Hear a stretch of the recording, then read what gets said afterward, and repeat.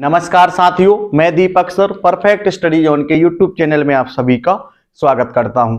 आज हम पढ़ेंगे प्रश्नावली 12.3 का प्रश्न क्रमांक 14। ए बी और सी डी केंद्र ओ तथा त्रिज्या 21 सेंटीमीटर और 7 सेंटीमीटर वाले दो संकेंद्रीय वृत्तों के क्रमशः दो चाप हैं। तो यहां पर देखिए केंद्र जो है वो ओ है, तो केंद्र ओ ए बी जो हो जाएगा वो वृत्त का एक चाप हो जाएगा। यहां पर ए बी बराबर है 21 सेंटीमीटर, यानी जब हम त्रिज्यखंड ओ ए बी का क्षेत्रफल ज्ञात करेंगे तो उसमें हम आर यानी त्रिज्या बराबर हम लिखेंगे 21 सेंटीमीटर, और जब दूसरा त्रिज्यखंड ओ सी डी का क्षेत्रफल जब हम ज्ञात करेंगे तो उसमें हम लिखेंगे त्रिज्या आर बराबर 7 सेंटीमीटर। यदि कोण ए ओ बी बराबर 30 अंश है, यानी ओ पर जो है वो 30 अंश का कोण बन रहा है, तो ओ पर जो है वो 30 अंश का कोण बनेगा, तो छायांकित भाग का क्षेत्रफल ज्ञात कीजिए। इस वाले हिस्से को हमको क्या करना है, ज्ञात करना है। तो सबसे पहले हम क्या करेंगे, त्रिज्यखंड ओ ए बी का क्षेत्रफल को हम ज्ञात करेंगे। यहां पर हम लिखेंगे त्रिज्यखंड ओ ए बी का क्षेत्रफल बराबर, इसका जो फॉर्मूला होता है वो होता है थीटा बटे 360 इंटू पाई आर का वर्ग। थीटा के स्थान पर हम लिखेंगे 30 अंश, तो यहां पर आ जाएगा 30 अंश बटे 360 इंटू पाई के स्थान पर हम लिखेंगे 22 बटे 7 इंटू आर का वर्ग यानी त्रिज्या का वर्ग। तो यहां पर देखिए हम त्रिज्यखंड ओ ए बी का क्षेत्रफल निकाल रहे हैं और त्रिज्या इसमें दी गई है 21 सेंटीमीटर, यानी आर के स्थान पर हम लिखेंगे 21 और यहां पर आर का वर्ग दिया हुआ है, तो यहां पर हो जाएगा 21 का वर्ग। किस तरीके से यहां पर आपको समझ में आ गया होगा। थीटा के स्थान पर लिखा 30 अंश बटे 360 इंटू पाई के स्थान पर लिखा 22 बटे 7 और त्रिज्या जो की है 21 सेंटीमीटर, तो यहां पर आ जाएगा 21 का वर्ग। इसके बाद एक जीरो से एक जीरो कैंसिल हो जाएगा, तो यहां पर बचेगा 3 बटे 36 गुणित 22 बटे 7 इंटू 21 गुणित 21।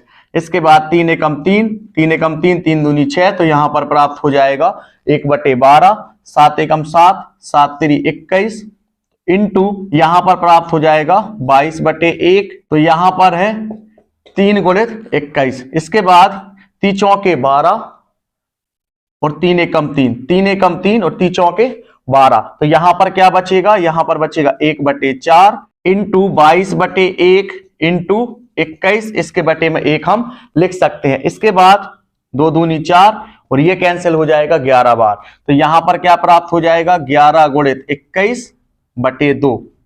इसके बाद 11 एकम 11 कैरी 1, 11 दूनी 22 और 1 23, तो यहां पर हमको प्राप्त हो जाएगा 231 बटे 2।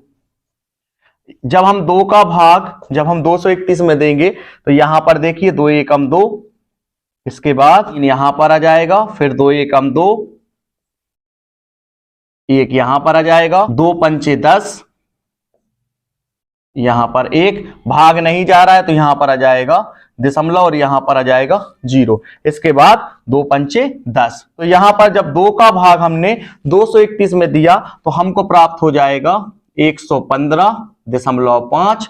चूंकि यहां पर हम क्षेत्रफल निकाल रहे हैं इसलिए हम इसको लिखेंगे वर्ग सेंटीमीटर के रूप में। तो यहां पर त्रिज्यखंड ओ ए बी का जो क्षेत्रफल है, यानी इस पूरे त्रिज्यखंड का जो क्षेत्रफल है वो हमने ज्ञात कर लिया है, वो आया है 115.5 वर्ग सेंटीमीटर। इसके बाद हम क्या करेंगे, त्रिज्यखंड ओ सी डी, जब हम इस वाले त्रिज्यखंड का क्षेत्रफल ज्ञात कर लेंगे तो इस वाले त्रिज्यखंड में से हम ये वाले त्रिज्यखंड को घटा देंगे तो हमको ये वाला हिस्सा जो है वो प्राप्त हो जाएगा। यहां पर देखिए अब त्रिज्यखंड ओ सी डी का हम क्या करेंगे, क्षेत्रफल ज्ञात करेंगे।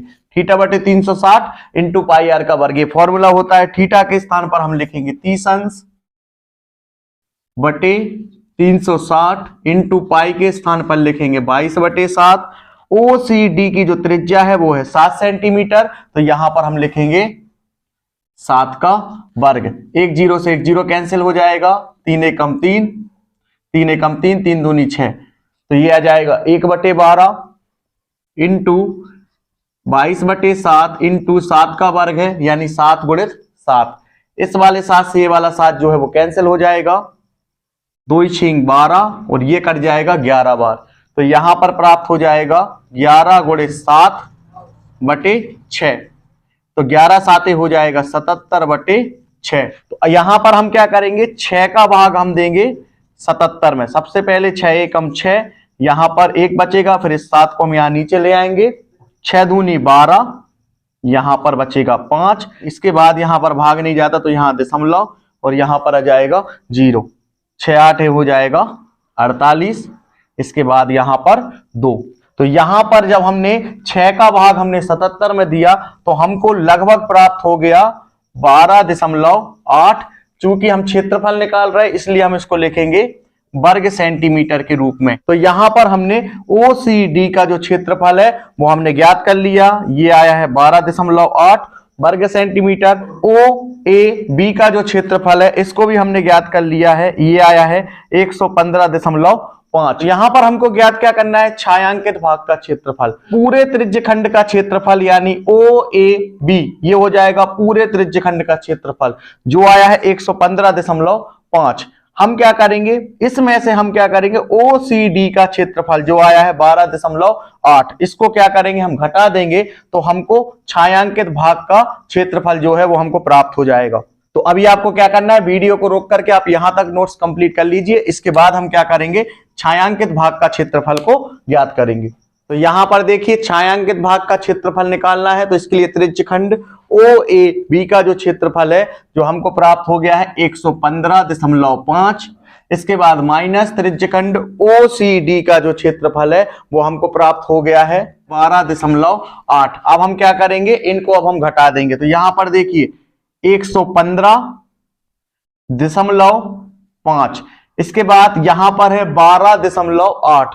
तो दशमलव के बाद हम दशमलव वाली संख्या को लिखते हैं, तो यहां पर लिखेंगे हम 8 और यहां पर आ जाएगा 12। इसको अब हम आपस में घटा देंगे, 5 में से 8 नहीं जाएगा, इससे उधार लेगा तो यहां पर बचेंगे 4 और यहां हो जाएंगे 15। 15 में से 8 जाएगा तो यहां पर बचेंगे 7। इसके बाद दशमलव, 4 में से जब 2 जाएंगे तो यहां पर बचेंगे 2, 1 में से जब 1 जाएगा तो 0 और यहां पर 1। तो यहां पर छायांकित भाग का जो क्षेत्रफल है वो हमको प्राप्त हो जाएगा 102.7 वर्ग सेंटीमीटर। तो यहां पर छायांकित भाग का क्षेत्रफल जो है यानी ये वाला जो हिस्सा है ये हमने ज्ञात कर लिया, ये वाला हिस्सा आया है 102.7 वर्ग सेंटीमीटर। इस तरीके से ये वाला सवाल जो है वो हल हो चुका है।